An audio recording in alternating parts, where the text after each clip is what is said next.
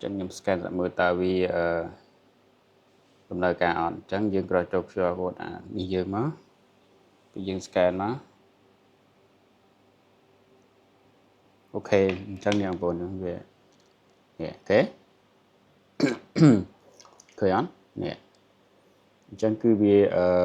oi mà cho bà bồn trong thợ bếp ní dương mà mơ vì tôi ngọt nghiệp biệt biệt thơ ok tao đây nè ngọc nè này nhung một thời vì tôi bắt đó để sao bắt mình giờ đàn chẳngสำหรับ video ថ្ងៃនេះខ្ញុំនឹងបង្រៀនណាហ្នឹងឯងយើងថាអាចថាជាការបង្រៀនក៏បានដែរសូមយកកាមេរ៉ាសម្រាប់បងប្អូនដែលចង់បង្កើត QR code ណាសម្រាប់ Google Business របស់យើងណាឧទាហរណ៍យើងមាន Google Business ហើយធម្មតាយើងជាអ្នកទីផ្សារឬក៏នឹងផ្នែក marketing ហ្នឹងយើងដឹងណានឹងថាវាយើងរកវិធីថ្មីឲ្យងាយស្រួលសម្រាប់អតិថិជនយើងដើម្បីឲ្យគាត់ស្វែងរកឬក៏ហ្នឹងឯងមកស្វែងរកទីតាំងយើងឬក៏ពេលដែលគាត់ត្រូវការមកទិញរបស់របរនៅហាងយើងអញ្ចឹងណាឧទាហរណ៍សម្រាប់ម្ចាស់អាជីវកម្មមួយអញ្ចឹងណាបងប្អូនអញ្ចឹងនៅក្នុងករណីបើសិនបងប្អូនអស់គ្នាអត់ទាន់បានបង្កើត QR code ណាអត់ទាន់បានបង្កើត QR code នៅ QR code Google Map យើងណាសម្រាប់យើងដាក់ជាname card ឬក៏ជា postcard ដែលយើងដាក់នៅលើតុដើម្បីភ្ញៀវ scan ទៅចូលមកយើងដោយ Google Map យើងបណ្ដោយអញ្ចឹងណាអូខេអញ្ចឹងថ្ងៃនេះខ្ញុំនឹងធ្វើវីដេអូហ្នឹងឲ្យបងប្អូនយកទៅអនុវត្តទៅអាចបានហើយអញ្ចឹងអូខេអញ្ចឹងឥឡូវនេះជាស្ដីបងប្អូនមើលនៅក្នុងកុំព្យូទ័រអូខេឥឡូវនេះខ្ញុំបានបង្កើតពីឯព្រោះដោយសារខ្ញុំកាន់ Google Map ឲ្យគេហ្នឹង Google Business គេហ្នឹងដល់ដូចជាប្រហែលមាន1 2 3 5 6 7 8ហ្នឹងឯងទៅមាន7អញ្ចឹងបើន័យថាមាន7 Google Business ដែលខ្ញុំកាន់ឲ្យគេអញ្ចឹងវាមាន7យើងត្រូវ generate វា7 QR code ដើម្បីឲ្យគេយកទៅដាក់នៅហាងមួយឬក៏គេដាក់នៅលើbrochure ឬក៏ហ្នឹងឯង brochure ឬក៏ postcard អីចឹងណាដើម្បីឲ្យភ្ញៀវងាយស្រួលនៅក្នុងការ scan ហើយរកទីតាំងយើងឃើញជាក់ស្ដែងអូខេអញ្ចឹងអានេះខ្ញុំធ្វើដល់អញ្ចឹងខ្ញុំ download ចោលសិនទៅមកខ្ញុំនឹងទៅវីដេអូបន្ទាប់ហ្នឹងឯង Google Business បន្ទាប់ហ្នឹងអញ្ចឹងយើងចង់កន្លែងនេះយើងមានត្រូវយើងជា PDF ក៏បាន JPEG ក៏បាននឹង JPG ហ្នឹង JPG ហើយនឹង SVG ហ្នឹងអញ្ចឹងខ្ញុំយក JPEG មកអូខេខាងនេះមាន customize អានេះនៅពេលដែលយើង generate ទៅហើយបងប្អូនដែលយើងធ្វើការ download ណាអូខេអញ្ចឹងនៅពេលដែលកន្លែងចូលនេះយើងរើសតាប្រភេទ file មកវានឹង download អូតូនេះអញ្ចឹងវានៅក្នុងនេះអូខេខ្ញុំ frame ហើយយើងត្រូវ note ផងអញ្ចឹងណាអូខេអញ្ចឹងឥឡូវខ្ញុំទៅធ្វើពីដំបូងអស់នេះយើងធ្វើពីដំបូងអូខេ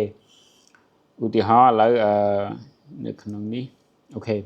អញ្ចឹងដំបូងឧទាហរណ៍ណាយើងចូលទៅ search business ណាមួយមកណាឧទាហរណ៍ឥឡូវនេះខ្ញុំដាក់ spa មួយព្រោះដោយសារតែខ្ញុំធ្វើពី spa មួយអញ្ចឹងខ្ញុំនឹងទៅ spa 2អញ្ចឹងកន្លែងនេះបងប្អូន search មួយឧទាហរណ៍business Google Business បងប្អូននេះឈ្មោះគេហ្នឹងហើយឈ្មោះបងប្អូននៅលើ Google ហ្នឹងគេហាងគេអញ្ចឹងណាអញ្ចឹងខ្ញុំដាក់សម្រាប់ខ្ញុំដាក់យ៉ាងហ្នឹងអូខេអញ្ចឹងទីមិញខ្ញុំធ្វើspa bros ហើយ spa 1 spa 2អញ្ចឹងខ្ញុំធ្វើបន្តអញ្ចឹងខ្ញុំយក spa 2អូខេអញ្ចឹងអូខេនេះដល់ចំណុចនេះបងប្អូន spa 2អានេះ spa 8តាអូខ្ញុំជួយ spa 8អូខេឥឡូវខ្ញុំធ្វើ spa 8អញ្ចឹងណាបើវាចូលក្នុងហ្នឹងហើយយើងយកនឹងបណ្ដោយទៅអូខេអញ្ចឹងនៅពេលដែលបងប្អូនចូលមកនេះហើយបងប្អូនអាចcopy នេះអញ្ចឹងណាយើងចូល Glacier មកយក copy link នេះមកអូខេអញ្ចឹងបន្ទាប់មកបងប្អូនចូលទៅweb browser មួយទៀតមកឬក៏ហ្នឹងហើយpage មួយទៀតមកក្នុងនេះកន្លែងនេះខ្ញុំធ្វើហើយអញ្ចឹងបងប្អូនកន្លែងនេះបងប្អូនវាយពាក្យថានេះខ្ញុំឲ្យនេះវាយពាក្យនេះមកនេះ QR អញ្ចឹងបងប្អូនយកពាក្យឬក៏បើសិនបងប្អូនត្រូវការខ្ញុំគ្រាន់តែចាំខ្ញុំ copy link អញ្ចឹងខ្ញុំដាក់ link ឲ្យនៅក្នុង description video ហ្នឹងណាលើ YouTube ណាអូខេអញ្ចឹងអាពីរនេះវាមាន monkey វាមាន QR code generate nhung đặt từng pi trongបងប្អូនយកនេះឧទាហរណ៍ណាអូខេអញ្ចឹងពេលបងប្អូនចុចយក QR code generator.com ហ្នឹងមកយើងនឹងមកដល់អូខេនិយាយខុសហើយបងប្អូនចូលដល់កន្លែងនេះមកអូខេអញ្ចឹងមិញខ្ញុំដោយសារខ្ញុំបាននេះហើយទៅខ្ញុំចង់ load ចង់យើងឡងត្រង់នោះបណ្ដោយតែអានេះយើងអត់ទេយើងបរៀនបងប្អូនពីដើមរហូតដល់ចប់អូខេអញ្ចឹងអានេះយើងចង់បាត់ចោលក៏បានដែរអាសិតក៏បានដែរហើយបន្ទាប់មកវានឹងទាមទារឲ្យយើង login ជាមួយនឹង mail អញ្ចឹងណា Gmail អញ្ចឹងទៅអានេះខ្ញុំវាមានច្រើនតែអានេះខ្ញុំអត់យកទេខ្ញុំចោលអស់អានេះយកចោលអស់មកអូខេហើយច្រឡំ sorry បងប្អូនអញ្ចឹងខ្ញុំ continue កន្លែងនេះយើងចុច continue មកបើសិនណាវាឲ្យយើង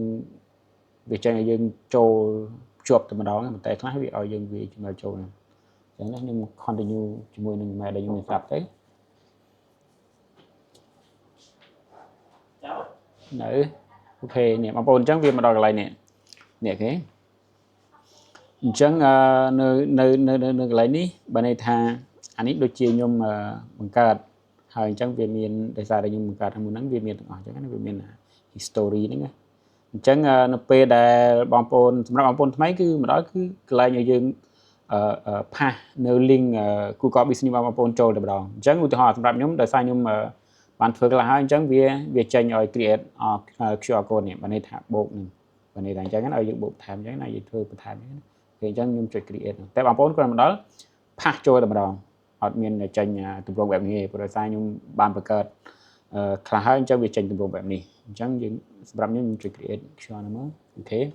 នេះបងប្អូននៅពេលដល់សម្រាប់បងប្អូនថ្មីគឺបែបនេះបងប្អូនអញ្ចឹងបងប្អូនមើលទៅនៅក្រោមនេះវាមាន feature ឲ្យខ្លះអូខេនេះវាមាន feature ផ្សេងៗអញ្ចឹងណាបងប្អូនមាន Facebook មានវីដេអូ QR code វីដេអូ scan QR code ទៅចេញជាវីដេអូចូលទៅវីដេអូនេះគេ scan QR code ទៅគឺចេញ image ដែលយើងដាក់ social media មាន app មាន Instagram អញ្ចឹងទៅសម្រាប់នៅលើនេះគឺយើងគ្រាន់តែផាស URL ហ្នឹងផាស link ដែលយើង copy ពីនេះដែលយើង copy ពីនេះណាដែលយើង copy ពីនេះណាឧទាហរណ៍ណាដែលយើង copy នេះ use spam 8នេះអញ្ចឹង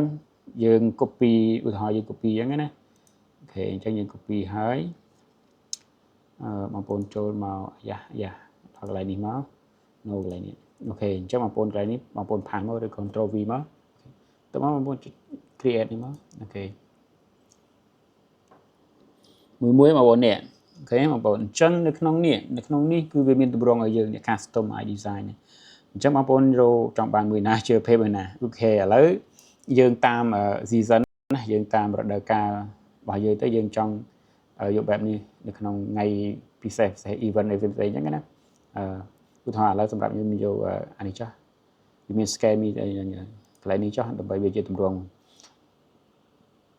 អូខេអញ្ចឹងវា preview យើងនឹងនេះអូខេអញ្ចឹងខាងក្រោមនេះ logo អញ្ចឹងបងប្អូនចង់បានជាប្រភេទមិន scan me ស្អីអញ្ចឹងណាបងប្អូនចង់ឥឡូវខ្ញុំឧទាហរណ៍ជាក់ស្ដែងខ្ញុំចុចscan me នេះអញ្ចឹងយើងមកមើល preview នេះអញ្ចឹងនៅក្នុងកណ្ដាលនេះគេនេះនៅក្នុងនេះគឺវាដូរបែបនេះឲ្យយើងចង់បានជាអូខេ web browser អញ្ចឹងវានឹងចេញ web browser មកដូរនៅកន្លែងនេះឲ្យគេណាបងប្អូនអូខេប៉ុន្តែបើសិនបងប្អូនអត់ចង់បានមិនអីទេនេះបងប្អូនគ្រាន់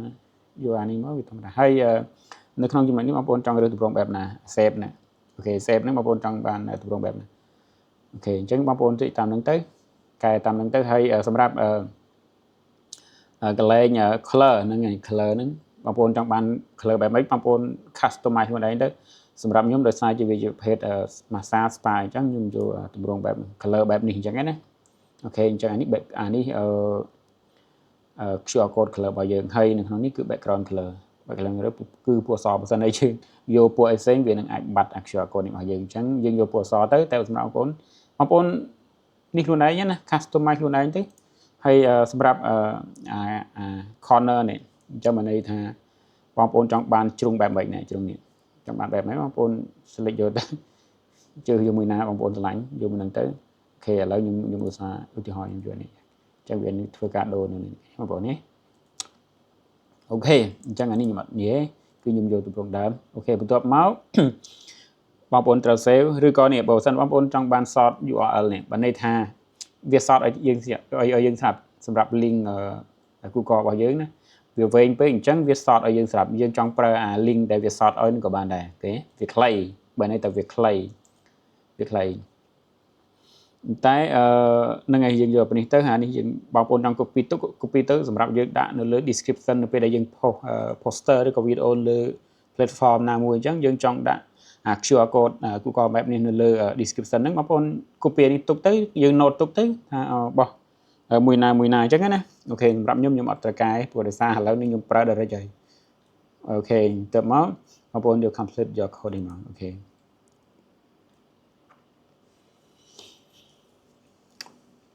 អូខេអញ្ចឹងវានឹងលោតមកដល់ទម្រង់បែបនេះអញ្ចឹងនៅកន្លែងនេះដូចខ្ញុំប្រាប់បងប្អូនមុនអញ្ចឹងគឺយើងរើសប្រភេទរូបភាពហ្នឹងណាបងប្អូនហ្នឹងនិយាយជាប្រភេទអីអញ្ចឹងយើងមាន PDF មាន JPG ហើយនឹង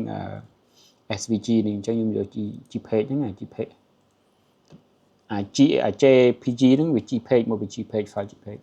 អូខេអញ្ចឹងនេះវានៅខាងនេះអញ្ចឹងបងប្អូនចង់ដឹងនៅណាយើងចុចកន្លែង folder នេះដល់អូខេអញ្ចឹងអានេះអញ្ចឹងខ្ញុំត្រូវ rename អានេះអីចាខ្ញុំត្រូវ rename អញ្ចឹងទេអំបិលខ្ញុំដាក់ rename ដាក់ spam 8 Google QR ចឹងទៅវ៉ា Google QR ចឹងទៅដើម្បីយើងចំណាំយើងយកនេះដាក់នោះនេះដាក់នោះខុសដោយអំបិលអានេះ spam 1មកខ្ញុំដាក់ spam 1អូខេអញ្ចឹងយើង rename មកខ្ញុំដាក់ spam 1ខ្ញុំដាក់ spam 1 Google QR អញ្ចឹងមកអូខេអញ្ចឹងសម្រាប់បងប្អូនដែលចង់ធ្វើបន្ថែមបងប្អូនបិទចោលទៅអូខេហើយយើងបូកទៀតមកនេះ create new QR code ហ្នឹងមកអញ្ចឹងណាបងប្អូនហើយពួកខ្ញុំបាននិយាយក្នុងវីដេអូមុនថាចង់ធ្វើវីដេអូពាក់ព័ន្ធជាមួយនឹងការបង្កើត